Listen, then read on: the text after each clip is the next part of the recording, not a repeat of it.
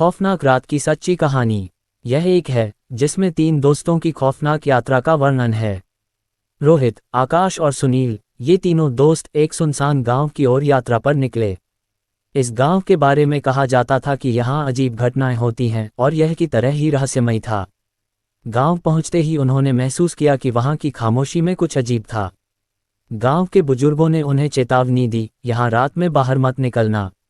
लेकिन उनकी उत्सुकता ने उन्हें मजबूर कर दिया कि वे इसकी तह तक पहुंचें। रात का समय आया और तीनों दोस्तों ने गांव का जायजा लेने का फैसला किया। जैसे ही वे गांव के पुराने स्कूल के पास पहुंचे, उन्होंने देखा कि खिड़कियों से हल्की रोशनी आ रही है। ये देखकर वे आश्चर्यचकित रह गए, क्योंकि स्कूल सालों से बंद था। ये की तरह ही डरावना था। उन्होंने हिम्मत जुटाई और स्कूल के अंदर घुस गए। अंदर का दृश्य चौंका देने वाला था। दीवारों पर अजीबोगरीब चित्र बने थे और हर तरफ धूल जमी हुई थी। तभी उन्हें एक अजीब सी आवाज़ सुनाई दी, मानो कोई फुसफुसा रहा हो। ये कि उस रहस्यमयी आवाज़ का हिस्सा था। आवाज़ का पीछा करते हुए वे स्कूल के तहखाने में पहुंचे। वहां का दृश्य और भी भयानक था। एक पुराना बक्सा बीचों बीच रखा हुआ था और उसके चारों ओर मोमबत्तियां जली हुई थीं। अचानक बक्सा अपने आप खुल गया और उसके अंदर से एक धुंधली आकृति निकली। सबसे भयानक हिस्से की शुरुआत थी। तीनों दोस्त बुरी तरह डर गए और भागने लगे, लेकिन दरवाजा बंद हो चुका था। तभी आकृति ने बोलना शुरू किया, तुमने मेरी नींद में खलल डाला है। अब तुम मेरे साथ यहीं रहोगे। ये सुनते ही उनका खून जम गया। इसमें डर अब चरम पर था। आकृति धीरे धीरे उनकी ओर बढ़ने लगी। रोहित ने हिम्मत कर बक्से की ओर देखा तो उसमें एक पुरानी डायरी मिली। उसने जल्दी से डायरी खोली और उसमें लिखे मंत्र को पढ़ा। मंत्र पढ़ते ही आकृति धीरे धीरे गायब होने लगी और दरवाजा खुल गया। इस तरह का समाधान हुआ। भागते भागते वे दोस्त गांव के बाहर निकल आए। उन्होंने कभी उस घटना का जिक्र किसी से नहीं किया, लेकिन उनकी जिंदगी हमेशा के लिए बदल गई। यह उनकी जिंदगी का हिस्सा बन गई और वे कभी भी उस गांव की ओर वापस नहीं गए।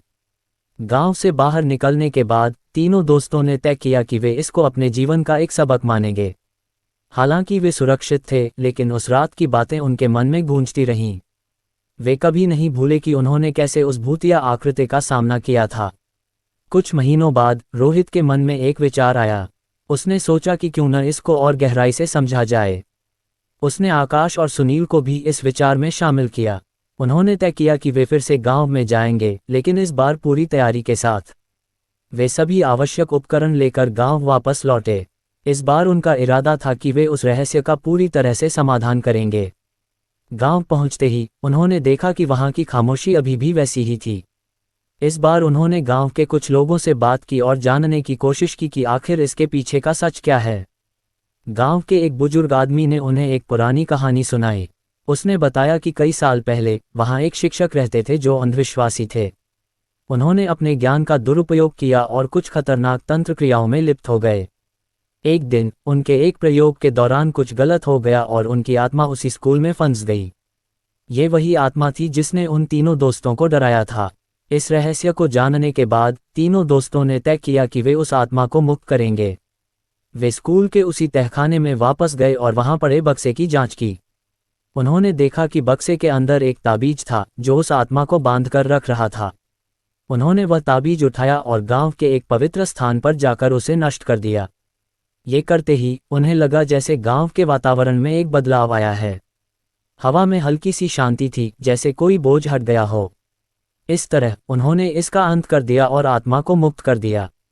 गांव के लोग भी अब अधिक सुरक्षित महसूस करने लगे। तीनों दोस्तों ने महसूस किया कि उन्होंने न केवल एक रहस्य सुलझाया, बल्कि एक आत्मा को भी शांति दी। इसका पहला भाग समाप्त होने के बाद रोहित, आकाश और सुनील ने महसूस किया कि गांव के लोग अब अधिक सुरक्षित महसूस कर रहे थे।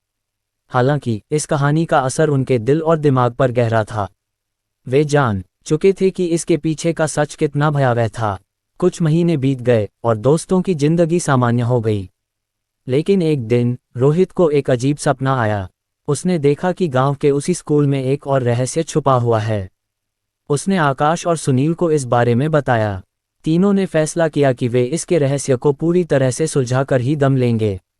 वे दोबारा गांव की ओर रवाना हुए, लेकिन इस बार उनके पास और भी अधिक उपकरण और जानकारी थी। गांव पहुंचते ही उन्होंने महसूस किया कि वहां की खामोशी में एक नई बेचैनी थी। इस बार उन्होंने गांव के कुछ और बुजुर्गों से बात की। एक बुजुर्ग महिला ने उन्हें बताया कि स्कूल के नीचे एक और तहखाना है जो अब तक किसी को नहीं मिला। इस रहस्य को जानने के बाद तीनों दोस्तों ने तय किया कि वे उस छुपे हुए तहखाने को ढूंढेंगे। यह अब और भी रोमांचक होने वाली थी। वे स्कूल में घुसे और तहखाने की खोज शुरू की। काफी खोजबीन के बाद उन्हें एक गुप्त दरवाजा मिला जो फर्श के नीचे छुपा हुआ था। दरवाजा खोलते ही उन्हें एक गहरी सीढ़ी दिखाई दी जो और भी नीचे जा रही थी। हिम्मत जुटाते हुए तीनों नीचे उतरे। वहां का दृश्य और भी भयानक था। दीवारों पर अजीबोगरीब चित्र बने थे और हर तरफ धूल जमी हुई थी। तभी उन्हें एक और बक्सा दिखाई दिया जो पिछले बक्से से भी बड़ा था। उन्होंने बक्सा खोला तो उसमें एक और ताबीज मिला, लेकिन इस बार ताबीज के साथ एक पुरानी किताब भी थी। किताब में कुछ मंत्र लिखे थे जो उस आत्मा को पूरी तरह से मुक्त करने के लिए आवश्यक थे। यह अब अपने चरम पर थी। तीनों ने मिलकर मंत्र पढ़े और ताबीज को नष्ट कर दिया। अचानक उन्हें ऐसा महसूस हुआ जैसे एक भारी बोझ उनके कंधों से उतर गया हो। गांव के वातावरण में एक हल्की सी शांति थी, जैसे कोई बड़ा संकट टल गया हो। इस तरह उन्होंने इसका अंत किया और गांव को पूरी तरह से सुरक्षित बना दिया। गांव के लोग अब उनकी बहादुरी की प्रशंसा करने लगे और उन्हें अपना हीरो मानने लगे। तीनों दोस्तों ने महसूस किया कि उन्होंने न केवल एक रहस्य सुलझाया बल्कि एक आत्मा को भी शांति दी। इस अनुभव ने उनकी जिंदगी को एक नया मकसद दिया। उन्होंने तय किया कि वे अपनी इसको एक किताब के रूप में लिखेंगे ताकि आने वाली पीढ़ियां इससे कुछ सीख सकें। उन्होंने ये भी तय किया कि वे ऐसी और भी रहस्यमयी कहानियों की खोज करेंगे और उन्हें सुझाने की कोशिश करेंगे। इस तरह इन तीनों दोस्तों की जिंदगी हमेशा के लिए बदल दी और उन्हें एक नई दिशा दी। डरावनी रात। श्यामपुर गांव की हर गली अपने अंदर कई रहस्यों को समेटे हुए थी। ये गांव अपनी के लिए दूर दूर तक मशहूर था। गांव के बुजुर्ग अक्सर रात की आग के पास बैठकर इसको सुनाते थे। कहते थे कि हर पूर्णिमा की रात वहां एक भूतनी दिखाई देती है। इस भूतनी की कहानी से अर्जुन बेहद प्रभावित था। वह हमेशा सोचता कि क्या वाकई में ये सच हो सकती है। अर्जुन के मन में इसकी सच्चाई जानने की तीव्र इच्छा थी। उसने अपने दोस्तों से कहा, आओ इस बार हम इस भूतनी की सच्चाई का पता लगाएंगे। लेकिन उसके दोस्तों ने डर के मारे उसे अकेला छोड़ दिया। अर्जुन ने अपनी हिम्मत को संभालते हुए अकेले ही इसकी सच्चाई का पता लगाने का निर्णय लिया। पूर्णिमा की रात धीरे धीरे पास आ रही थी। अर्जुन ने अपनी योजना बनानी शुरू कर दी। गांव के बाहर स्थित पुराने महल की ओर वह बढ़ चला। ये वही महल था जो हर का केंद्र था। रात का अंधेरा गहराते ही चांदनी अपनी पूरी चमक के साथ आकाश में फैल गई थी। अर्जुन के कदमों की आहट सुनाई दे रही थी, जैसे वह किसी का हिस्सा बन चुका हो। उसके दिल की धड़कन तेज हो गई थी। महल के पास पहुंचते ही उसे एक ठंडी हवा का झोंका महसूस हुआ जिसने उसके रोंगटे खड़े कर दिए। उसने देखा कि महल की पुरानी सीढ़ी अंधेरे में गुम हो रही थी। अर्जुन ने हिम्मत जुटाकर सीढ़ियां चढ़नी शुरू कीं। इसकी यादें उसके मन में घूम रही थीं। अचानक उसे किसी के रोने की आवाज़ सुनाई दी। वह आवाज़ इतनी दर्द भरी थी कि अर्जुन का कलेजा कांप उठा। उसने आवाज़ की दिशा में बढ़ना शुरू किया। सामने एक कमरे में उसे एक साया दिखा। वह किसी महिला का था जो सफ़ेद साड़ी में लिपटी हुई थी। अर्जुन ने हिम्मत करके पूछा, तुम कौन हो? ये वही क्षण था जब अर्जुन इसकी हकीकत के सामने खड़ा था। वह साया धीरे धीरे उसकी ओर बढ़ा और एक ठंडी आवाज़ में कहा, मैं इस महल की रानी थी। मेरे साथ विश्वासघात किया गया और मुझे इस दुनिया से विदा कर दिया गया। लेकिन मेरी आत्मा को शांति नहीं मिली है। अर्जुन ने उस आत्मा की मदद करने का निर्णय लिया। उसने पूछा कि वह कैसे उसकी मदद कर सकता है। इसका रहस्य अब उसके सामने खुलने वाला था। आत्मा ने उसे एक पुरानी तिजोरी के बारे में बताया जिसमें उसके जीवन की सारी सच्चाई दबी हुई थी। अर्जुन ने अपनी पूरी ताकत लगाकर उस तिजोरी को ढूंढा और खोला। उसमें रानी के जीवन की सारी सच्चाइयां थीं, जिन्हें जानकर अर्जुन स्तब्ध रह गया। इसका अंत अब उसके हाथ में था। वह सारी बातें लेकर उसने गांव वालों को बताईं और रानी के साथ हुए अन्याय को न्याय दिलाने की कोशिश की। धीरे धीरे रानी की आत्मा को शांति मिली और उसने अर्जुन को धन्यवाद दिया। अर्जुन ने महसूस किया कि उसकी हिम्मत और सच्चाई ने न केवल एक आत्मा को मुक्ति दिलाई बल्कि गांव के लोगों को भी एक डरावनी रात से मुक्त किया। इसके बाद अर्जुन गांव का हीरो बन गया और उसकी कहानी ने उसे अमर कर दिया।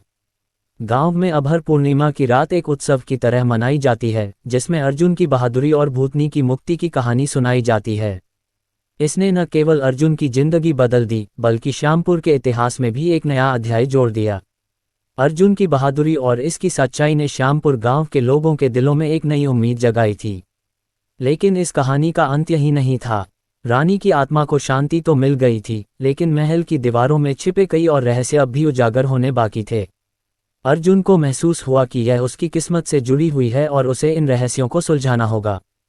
पूर्णिमा के बाद की अगली रातें भी रहस्यमयी होती जा रही थीं। अर्जुन ने महसूस किया कि महल के कुछ और हिस्सों में कोई अदृश्य शक्ति उसे खींच रही थी। एक रात उसने फिर से महल जाने का निर्णय लिया। इस बार उसने गांव के कुछ और जिज्ञासु युवकों को अपने साथ चलने के लिए मना लिया।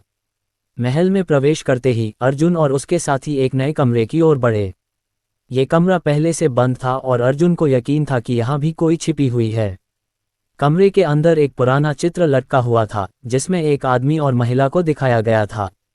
अर्जुन ने गौर से देखा और पाया कि यह वही रानी थी जिसकी आत्मा को उसने शांति दी थी। लेकिन उस आदमी का चेहरा उसकी समझ से बाहर था। चित्र के पीछे एक गुप्त दरवाजा था। दरवाजे को खोलते ही अर्जुन और उसके दोस्तों ने देखा कि वहां एक गुप्त सुरंग थी। सुरंग के अंदर बहुत सी पुरानी चीजें पड़ी थीं, जिनमें कुछ पुराने ग्रंथ और दस्तावेज शामिल थे। इन दस्तावेजों में उस आदमी की कहानी थी जो रानी का विश्वासपात्र था और जिसे बाद में धोखा देने का आरोप लगा। अर्जुन और उसके साथी धीरे धीरे उन दस्तावेजों को पढ़ने लगे। उन्हें पता चला कि रानी के साथ जो विश्वासघात हुआ था, उसका कारण यह आदमी नहीं था, बल्कि यह तो एक और बड़ी थी जिसे महल के कुछ अन्य लोगों ने रची थी। अर्जुन को समझ आ गया कि इसके पीछे एक बड़ी साजिश थी जिसे किसी ने जानबूझकर छुपा रखा था। इस नई जानकारी ने अर्जुन को और भी उत्साहित कर दिया। उसने अपने दोस्तों के साथ मिलकर इन दस्तावेजों को गांव के बुजुर्गों के सामने पेश किया। गांव के लोग इस सच्चाई को जानकर हैरान रह गए।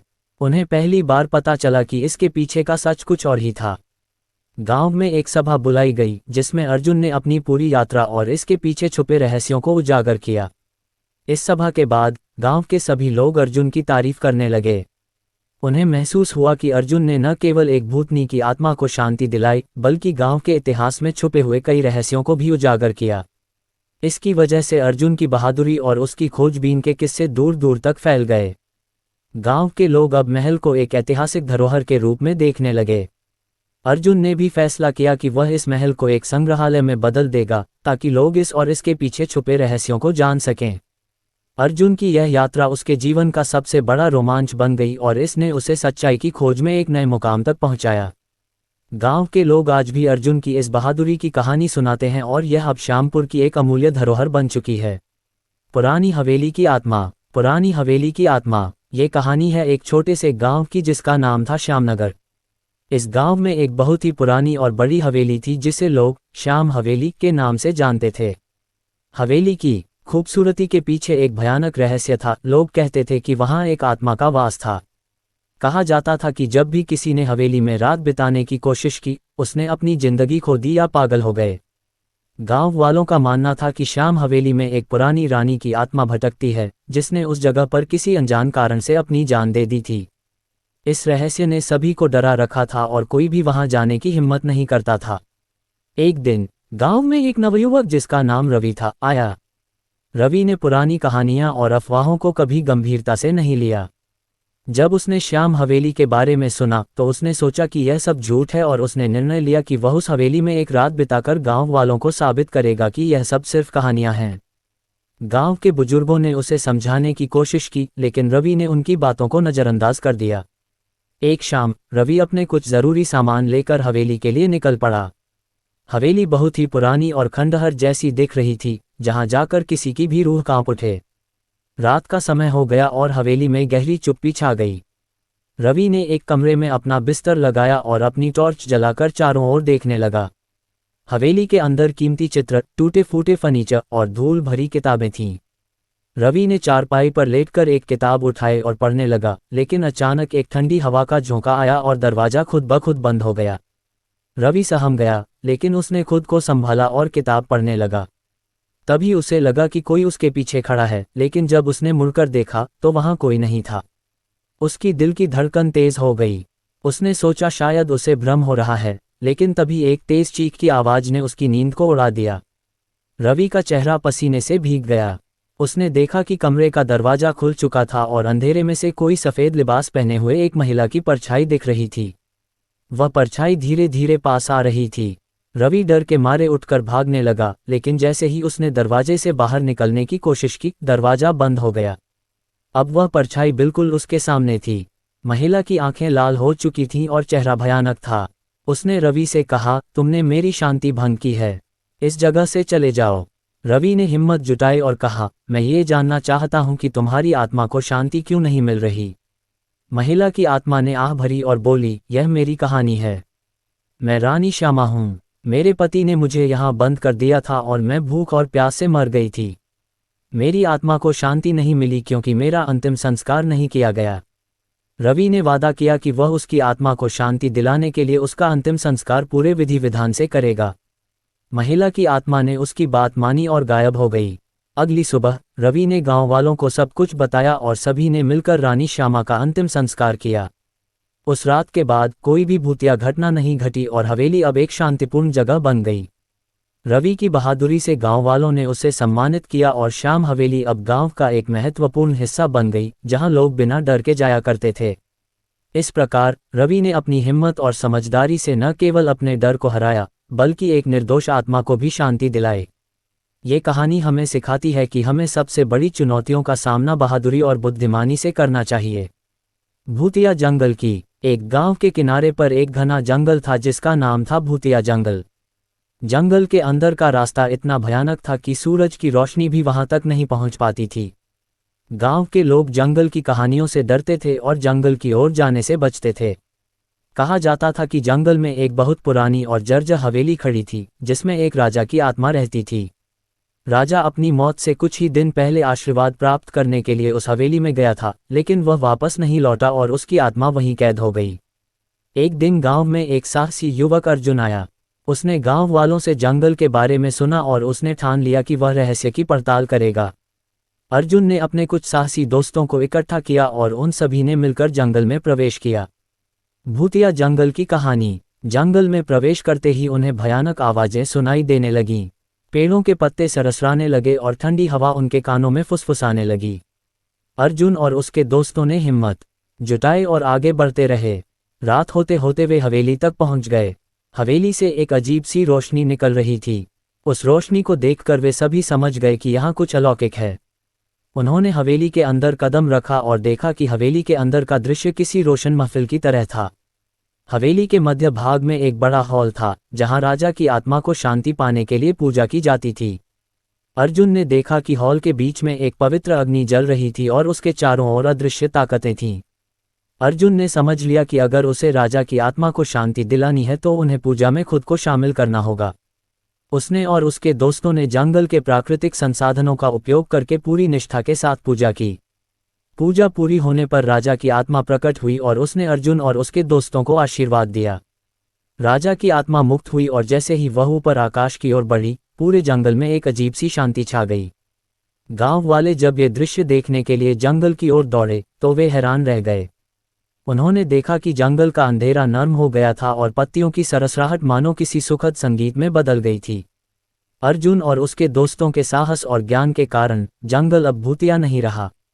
लोगों ने उन्हें अपना हीरो माना और भूतिया जंगल अब एक पवित्र जंगल के रूप में जाना जाने लगा। कहानी से ये सीखने को मिलता है कि साहस और सच्चाई की राह पर चलने वालों का मार्ग ईश्वर हमेशा प्रशस्त करते हैं।